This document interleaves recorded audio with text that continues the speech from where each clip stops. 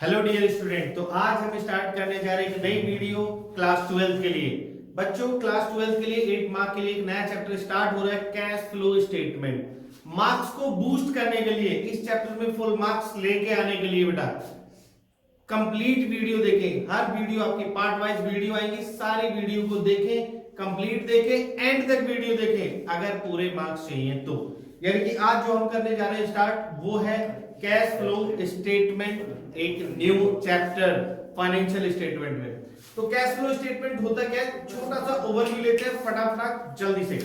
Cash flow statement मतलब भाई कितना कैश अपने पास अवेलेबल है, इस सारी चीज को बनाने के लिए हम एक स्टेटमेंट बनाते हैं जिसका नाम होता है कैश फ्लो स्टेटमेंट। 3 एक्टिविटीज से हमारे पास पैसा आता है। मान के चलिए बेटा मैं एक टीचर हूं, तो मेरे पास कैसे कैसे पैसा आ सकता है। सबसे पहले मेरी फीस आ सकती है जिसे बोलते हैं ऑपरेटिंग एक्टिविटी। दूसरा, मैं इस बोर्ड को सेल कर सकता हूं भाई, मैं इस बोर्ड को सेल कर सकता हूं तो भी पैसे आएगा, उसे बोलते हैं इन्वेस्टिंग एक्टिविटी। यानी कि अगर मैं फिक्स एसेट को सेल करूं और उससे पैसे आए तो उसे हम क्या नाम देते हैं, इन्वेस्टिंग एक्टिविटी।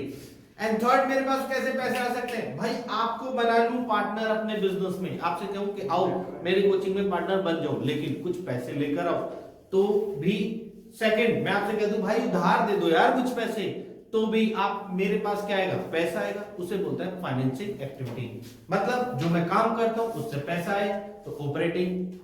मैं अगर अपने एसेट्स को बेच दूं पैसे आए, इन्वेस्टिंग। मैं किसी से पैसे उधार लूं तो वो है फाइनेंशियल एक्टिविटी।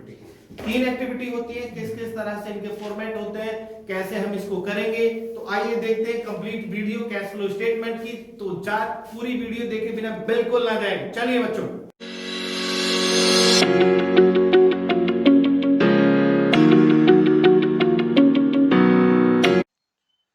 चलिए बच्चे, तो आज हम स्टार्ट करने जा रहे हैं कैश फ्लो स्टेटमेंट। तो बच्चों हम स्टार्ट कर रहे हैं कैश फ्लो स्टेटमेंट एकदम स्टार्टिंग से।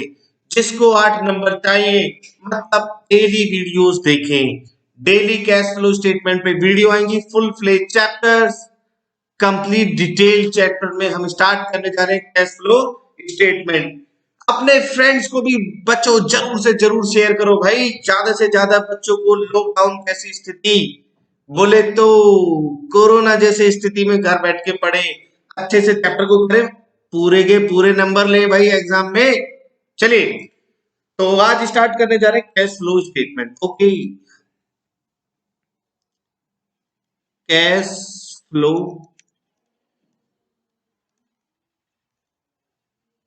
स्टेटमेंट। सबसे पहले कैश फ्लो स्टेटमेंट होता क्या है बच्चों, मैं आपको बता देता हूं कैश फ्लो स्टेटमेंट होता क्या है या क्या यूज होता है, क्यों हम इसे स्टडी करते हैं। देखिए बच्चा, कैश फ्लो स्टेटमेंट होता है कि जिसमें हम ये शो करते हैं कि कितना कैश का इनफ्लो है, कैश का इनफ्लो कितना है, कैश का आउटफ्लो कितना है। हम ये देखते हैं कितना कैश का इनफ्लो है, कितना कैश का आउटफ्लो और कितना कैश अवेलेबल है,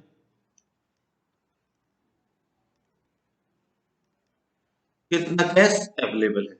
ओके, तो ये चीजों को जानने के लिए हम पढ़ते हैं इसमें कैश फ्लो स्टेटमेंट। तो सबसे पहली चीज हमने पढ़ा कि भाई कैश फ्लो स्टेटमेंट हम क्यों पढ़ते हैं, कितना कैश का इनफ्लो है, कितना कैश का आउटफ्लो है। अब इसमें सेकंड थिंग जो हमें स्टडी करनी है बच्चे, वो हमें स्टडी करनी है ये कि देखिए ये एक बिजनेस है, ये एक बिजनेस है। बिजनेस में ना बच्चे कैश अलग अलग जगह से आता है।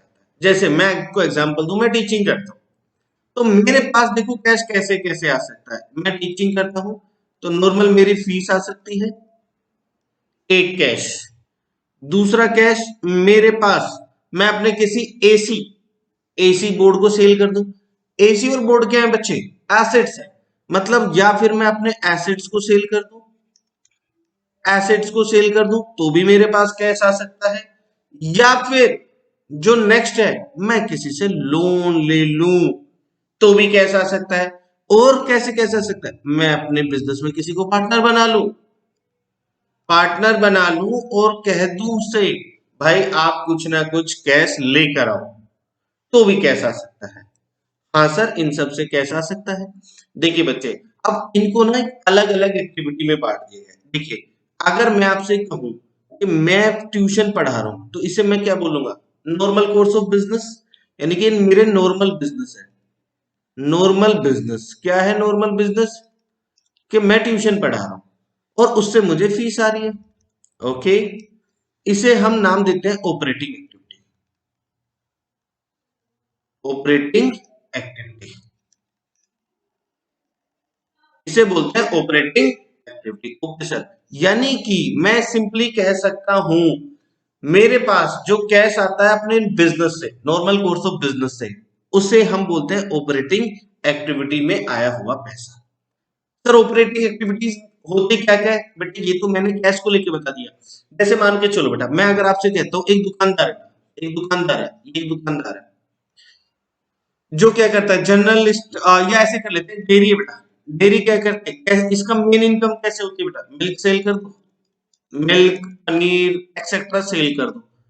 अगर इनको सेल करने से इसमें पैसे आ रहे हैं तो इसे बोलते हैं ऑपरेटिंग एक्टिविटी। इन सिंपल मैं आपसे कह सकता हूँ ऑपरेटिंग एक्टिविटी का मतलब है जो आपका मेन बिजनेस है, आपका मेन बिजनेस है, जो आपका मेन वर्क है।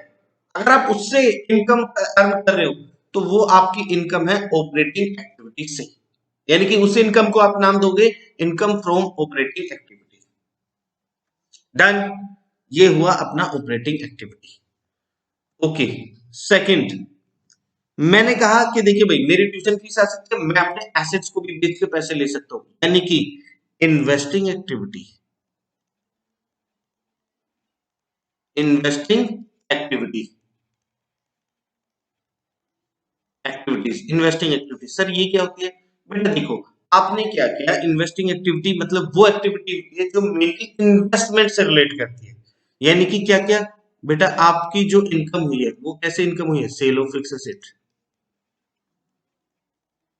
फिक्स्ड एसेट्स, आपने कोई भी फिक्स एसेट सेल कर दिया उससे इनकम हुई है, तो आपकी क्या हो गई? ये इन्वेस्टिंग एक्टिविटी। और सर देखिए बेटा, मैंने क्या किया, एक बिल्डिंग परचेज की, एक बिल्डिंग परचेज की, क्यों? रेंट के लिए, ताकि मैं यहां से रेंट कमा सकूं। जब बिल्डिंग परचेज की तो मेरे पास से कैश जाएगा, ये कौन सी एक्टिविटी में पैसा जाएगा? इन्वेस्टिंग। क्यों? क्योंकि मैं इन्वेस्टमेंट कर रहा हूं भाई, मैं इन्वेस्टमेंट कर रहा हूं। ओके सर, ये जो रेंट आएगा इन्वेस्टिंग एक्टिविटी, मैंने एक फिक्स एसेट खरीदा उससे मुझे इनकम आ रही है तो वो इन्वेस्टिंग एक्टिविटी हुई। Okay done. तो यहां तक बच्चों क्लियर हुआ? इन्वेस्टिंग एक्टिविटी बोलती है भाई जब आप कोई भी इन्वेस्ट करते हो और वहां से पैसा आता है। जब आप इन्वेस्ट करते हो तो उसे बोलते हैं कैश का आउटफ्लो, उसे बोलते हैं कैश का आउटफ्लो। मतलब आपने बिल्डिंग खरीदी, कैश का आउटफ्लो। रेंट आ रहा है आपको, कैश का इनफ्लो। हाँ सर, वेरी वेरी गुड, समझ आ गया सर। सर एक दो एग्जांपल और हो जाए मेरे बच्चों, तुमने कहा और एग्जांपल ना हो ऐसा तो हो ही नहीं सकता। सर ये आपने कहा था sale of fix asset, okay, purchase कर रहे हैं फिक्स एसेट तो ये कैश का आउटफ्लो हुआ, इन्वेस्टिंग एक्टिविटी फिक्स एसेट है। और अगर सेल कर रहे फिक्स एसेट तो ये क्या हुआ? कैश का इनफ्लो हुआ, इसे हम क्या बोलेंगे? कैश का इनफ्लो बोलेंगे। तो ये हमारी होती है इन्वेस्टिंग एक्टिविटीज। और सर इसमें क्या हो सकता है? बेटा देखो, मैंने कहीं पे भी इन्वेस्ट किया, किस लिए? ताकि मैं अर्न कर सकूं वहां से पैसे, ताकि मैं वहां से इनकम अर्न कर सकूं, तो वो हमारी क्या है? इन्वेस्टिंग एक्टिविटी है। मैंने किसी कंपनी में शेयर परचेज की किसी कंपनी के, इन्वेस्टिंग एक्टिविटी है। वहां से मुझे इनकम हो रही है उन शेयर से, मुझे डिविडेंड रिसीव हो रहा है, तो ये इन्वेस्टिंग एक्टिविटी है। ये थी हमारी investing activities. Okay sir, next activity होती है financing activity. Financing activity, financing activity sir ये कौन सी एक्टिविटी होती है जिसमें हम क्या करते हैं? शेयर इशू करते हैं। शेयर इशू यानी कि जहां पे हमारे पास जो पैसे आता है, मैंने अपने बिजनेस में किसी से कहा चलो भाई ठीक है मैं तुम्हें भी ओनरशिप दे रहा हूँ अपने बिजनेस में, तो आप आ जाओ। तो कैश आ रहा है मेरे पास, फाइनेंसिंग एक्टिविटी। मैंने कहा यार मुझे ना लोन चाहिए, मैंने बिजनेस से, मैंने बैंक से लोन लिया, फाइनेंसिंग एक्टिविटी। मैंने डिबेंचर इशू की, डिबेंचर इशू। सर ये डिबेंचर मतलब क्या होता है? डिबेंचर मतलब समझा नहीं बेटा। अगर आपको डिबेंचर इशू समझना है, देखिए बेटा डिबेंचर का मैं इन शॉर्ट में आपको बताऊंगा फुल डिटेल में, हम इसको सीखते हैं इशू ऑफ शेयर की, हमारी बुक है वॉल्यूम सेकंड, उसमें हम बहुत अच्छे से सीखते हैं। तो मैं मान के चलता हूं आप लोग ऑलरेडी सीख के बैठे हुए हो। चलिए, इशू ऑफ डिवेंचर मतलब मैंने किसी से कहा, मैं आपको शॉर्ट में फिर भी बता देता हूँ। मैंने किसी से कहा, देखिए बच्चे, मैंने इस पर्सन से कहा कि मुझे ना आप ना 6% पे ना लो पैसे दे दो, मैं आपको 6 इंटरेस्ट दूंगा 6% पर एनम, ओके, और आप मुझे 1 लाख रुपए दे दो, और मैं आपको इसके बदले अपने डिवेंचर इशू कर रहा हूँ, डिवेंचर। तो इसे बोलते हैं इशू ऑफ डिवेंचर। मतलब अगर डिवेंचर से पैसा आ रहा है तो भी एक है फाइनेंसिंग एक्टिविटी का पार्ट है। ओके, इशू कर रहे हैं क्या, इशू कर रहे हैं क्या बेटा, प्रेफरेंस शेयर कैपिटल, तो भी अपने पास क्या है, ये फाइनेंसिंग एक्टिविटी का पार्ट है। ओके सर, अब ये तो पैसा आ रहा है इन सब में, तो पेमेंट करेंगे तो बेटा देखो, जिन एक्टिविटी से पैसे आता है उस एक्टिविटी के लिए पैसा जाएगा भी तो। बच्चे आप खुद सोचो, अगर किसी इन्वेस्टमेंट इनकम के पर्पज से हम कहीं पैसे लगा रहे हैं तो वो इन्वेस्टिंग है, कोई हमारे यहाँ पैसे लगा रहा है तो वो उनके लिए इन्वेस्टिंग है, हमारे लिए फाइनेंसिंग है, तो हम इन्हें पैसे भी तो देंगे, इसे क्या देंगे, डिविडेंड देंगे। तो डिविडेंड किसका पार्ट हुआ, फाइनेंसिंग का पार्ट हुआ सर। अगर डिविडेंड पेड करेंगे तो, रिसीव करेंगे तो इन्वेस्टिंग तो ऑब्वियसली, इंटरेस्ट पे करेंगे तो फाइनेंसिंग का पार्ट हुआ, लोन की रीपेमेंट करेंगे तो फाइनेंसिंग का पार्ट हुआ, डिबेंचर होल्डर को इंटरेस्ट पे करेंगे तो फाइनेंसिंग का पार्ट हुआ, और डिबेंचर होल्डर को रीपेमेंट करेंगे तो फाइनेंसिंग का पार्ट हुआ, इनको रीपेमेंट करेंगे तो फाइनेंसिंग का पार्ट हुआ। ओके, चलो सर यहां तक समझ आया। सर क्या करें फिर इसका, देखो पैसा जा रहा है तो माइनस कर दो भाई, पैसा आ रहा है तो प्लस कर दो भाई। ओके, चलिए, तो यानी कि सबसे पहले इन शॉर्ट मैं आपको बताऊं, हमने 3 चीज पर इसमें मैंने पढ़ा, कैश फ्लो स्टेटमेंट क्यों बनाया जाता है, ताकि हम ये जान सके कितना कैश का इनफ्लो, कितना आउटफ्लो है, और कितनी कैश की अवेलेबिलिटी है। अब ये हम कैसे कैसे जान सकते हैं, कैश फ्लो की एक्टिविटीज होती है, 3 एक्टिविटी होती है इसमें। ऑपरेटिंग एक्टिविटी जो नॉर्मल कोर्स ऑफ बिजनेस से रिलेटेड होती है, इन्वेस्टिंग एक्टिविटी जो फिक्स एसेट और इन्वेस्टमेंट से रिलेटेड होती है, फाइनेंसिंग एक्टिविटी जो शेयर डिबेंचर और लोन से रिलेटेड होती है, उसको बोलते हैं फाइनेंसिंग एक्टिविटी। ओके सर, हम क्यों बनाते हैं आखिर इसको, जब एक कंपनी, देखिए बेटा मैं आपको एक बात बता देता हूँ, ये कंपनी है बेटा, आपने ना क्लास 11th में इसका प्रॉफिट एंड लॉस बनाया था, प्रॉफिट एंड लॉस अकाउंट। यहाँ पे एक आया था नेट प्रॉफिट, मान लो 1 लाख रुपया, यहाँ पे आया था ग्रोस प्रॉफिट 1,25,000, और जिसमें था बेटा टू डेप्रिसिएशन 25,000 रुपए, और प्रॉफिट आ गया इतना नेट प्रॉफिट। और मैं एक सिंपल सा वो एग्जांपल लेके चलता हूँ। बेटा मुझे एक बात बताइए, देखिए अब आप सोचेंगे कि सर मेरी कंपनी में जितना प्रॉफिट हो उतना ही तो मेरे पास कैश भी होगा। नहीं बेटा, इसीलिए तो कैश फ्लो स्टेटमेंट बनता है। मैं आपको एक छोटी सी बात बताता हूँ, आपके पास ग्रोस प्रॉफिट था 1,25,000, मैं सपोज आपके पास कैश था 1,25,000, अब आपके ना डेप्रिसिएशन लगा। डेप्रिसिएशन का मतलब क्या हुआ, एक एसेट था उसकी वैल्यू पहले 1 लाख थी, अब 75 रह गई, मतलब 25,000 से कम हो गई, तो ये हमारा एक्सपेंस हुआ, तो हमने यहाँ पे डाल दिया। लेकिन क्या आपके पास कैश कम हुआ, क्या आपकी जेब से कैश कम हुआ बेटा, नहीं, नहीं हुआ बेटा, आपकी जेब से कैश कम, आपकी जेब में वही का वही 1,25,000 रुपए है, डेप्रिसिएशन एक्सपेंस है, लेकिन इसकी वजह से आपका कैश का आउटफ्लो नहीं होता, आपकी जेब में कैश उतना का उतना ही रखा हुआ होता है। तो इसी वजह से, क्योंकि हमें नहीं पता चल पाता प्रॉफिट एंड लॉस से कि हमारे पास कितना कैश अवेलेबल है, इसीलिए हम बनाते हैं एक स्टेटमेंट जिसे हम नाम देते हैं बेटा कैश फ्लो स्टेटमेंट। ये किस लिए बनाया जाता है, ये बनाया जाता है कि अवेलेबिलिटी जानने के लिए कि हमारे पास कितना कैश है और कितना कैश नहीं। ओके, चलिए, तो अब हम स्टार्ट करते हैं ऑपरेटिंग एक्टिविटी से, और उसका फॉर्मेट हम बनाते हैं। चलिए, अब मैं आपको बनाता हूं, प्लीज मेरे साथ साथ बनवाइए, बनाइएगा।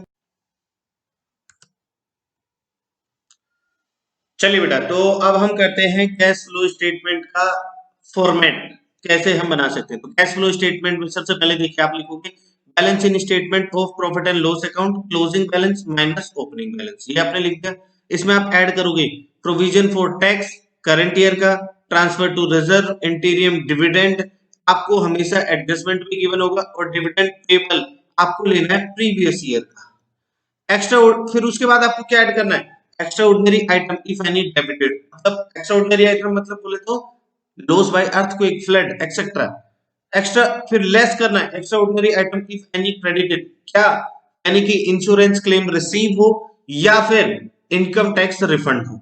इन सबको प्लस माइनस करने के बाद आपके पास आएगा और उसे हम क्या नाम देंगे, उसे हम नाम देंगे net profit before tax and extra ordinary item.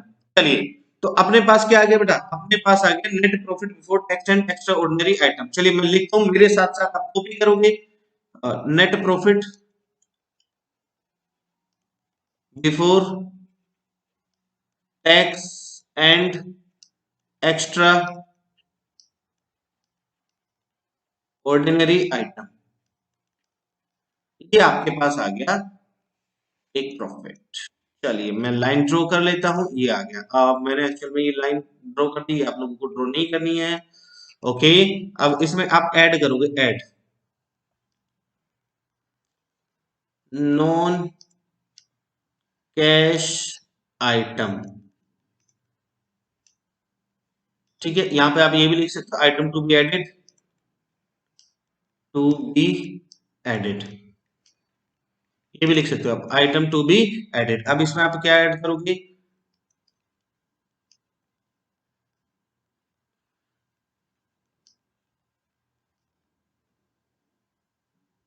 Depreciation, interest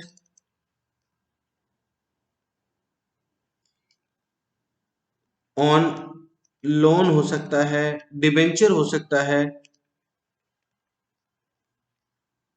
goodwill,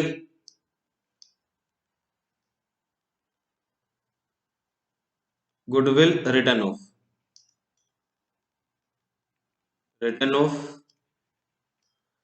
loss on sale of fix asset, ये हो गया। अब आप इसे ऐड कर दोगे इसमें सभी को, आजा मेरे बच्चों, आजो आजो आजो आजो, ये आपने ऐड कर दिया।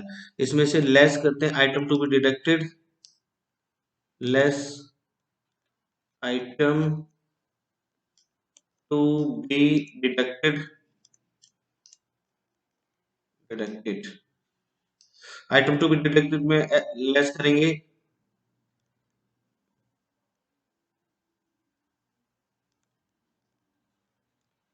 Dividend receive, interest receive,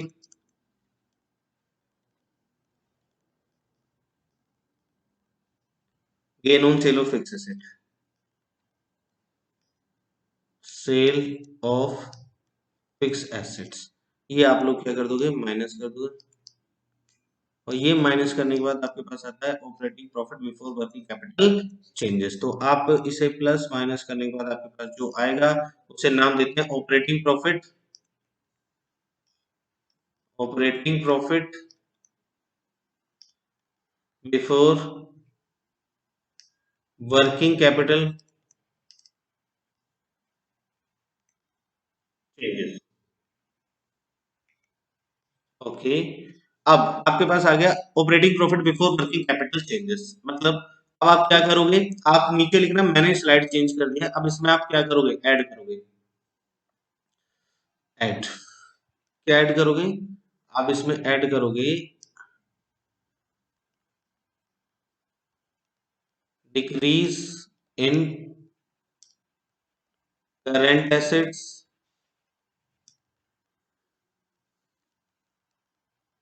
increase in current liability. Okay, ये ऐड करोगे, फिर लेस करोगे, अपोजिट लेस कर दोगे, decrease in current liability, liability increase in current assets, increase in current assets. Okay, ये माइनस कर दिया, माइनस करने के बाद आपके पास आएगा एक क्या, आपके आएगा cash generated from operation, cash generated from operation, फिर लेस कर दोगे टैक्स पेड। टैक्स पेड मतलब क्या?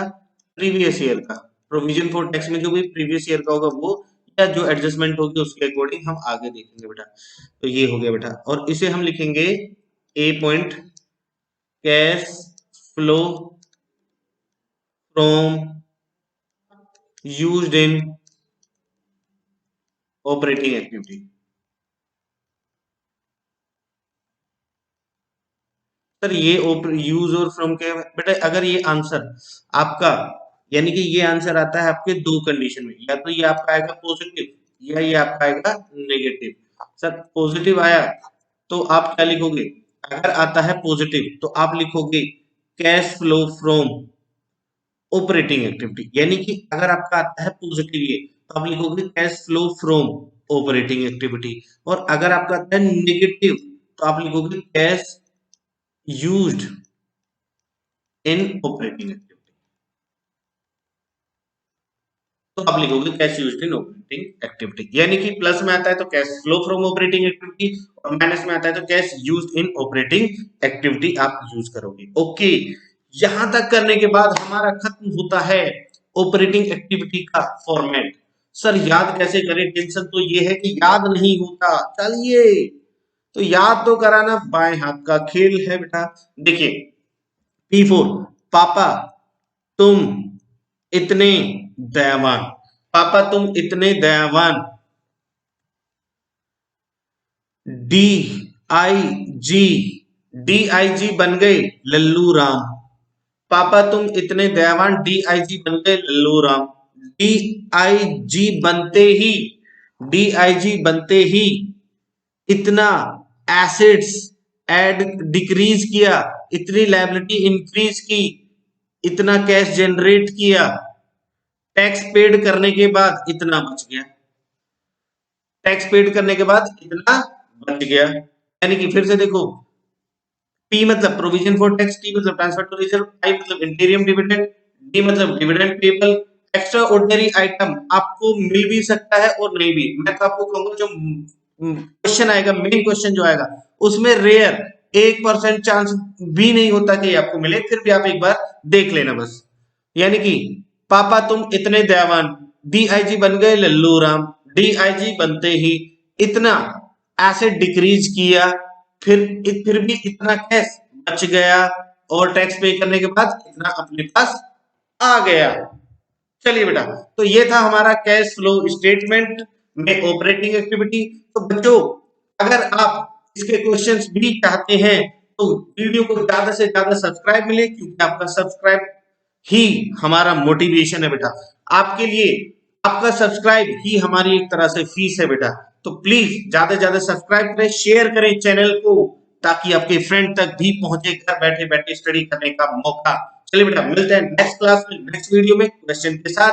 तब तक ये आप लर्न कर लेना अच्छे से। क्या लर्न करना है? आसान, पापा तुम इतने दयावान, डीआईजी बन गए लल्लू राम, डीआईजी बनते ही इतने एसेट डिक्रीज हुए, इतना कैश जनरेट बच गया, इतना टैक्स किया, फिर भी अपने पास बच गया। ये था अपनी शॉर्टकट की याद करने के लिए। चलिए बेटा, मिलते हैं नेक्स्ट क्लास में, जब तक के लिए टाटा बाय बाय अलविदा। ख्याल रखो अपना बेटा, घर पे रहिए, खाते पीते रहिए, मोटे ताजे तंदुरुस्त हो जाइए। चलिए बेटा, टाटा।